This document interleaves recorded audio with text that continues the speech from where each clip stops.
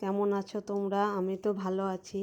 আজকে বানাবো বেলের শরবত। তার জন্য একটা আমি গোটা বেল নিয়েছি এবং একটি মোটা দায়ের সাহায্যে আমি সেটাকে ভেঙে দু টুকরো করে নিলাম। এবার আমি এই পাল্পটা তুলে নিচ্ছি হাতের সাহায্যে, দিয়ে এবার সেটা ছাঁকনির ওপরে দিলাম। কিন্তু এবার আমি এটা একটু জল দিয়ে গুলে নেব। গুলে নিয়ে তারপরে দেখেন জল দিয়ে দিলাম। এটা ফ্রিজের পুরো ঠান্ডা জল নিয়েছি, আমি কোনো আইস কিউব ব্যবহার করব না। এবার জল দিয়ে গুলে নিয়েছি, গুলে তারপরে এটা আমি ছাঁকনির সাহায্যে ছেঁকে নেব। এবার ছেঁকে নেওয়ার পর বিচিগুলো আমি ফেলে দেব। আমি আঠাগুলো বাদ দিইনি, কারণ ওগুলো ভীষণ উপকারের।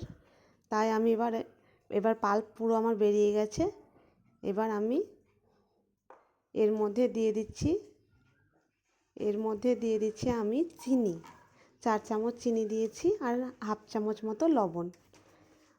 আর এবার এটা আমি জল দেব, একদম ফ্রিজের ঠান্ডা জল দিয়েছি।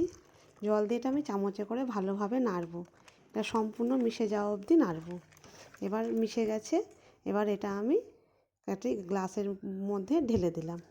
এবার আমার রেডি হয়ে গেল বেলের শরবত।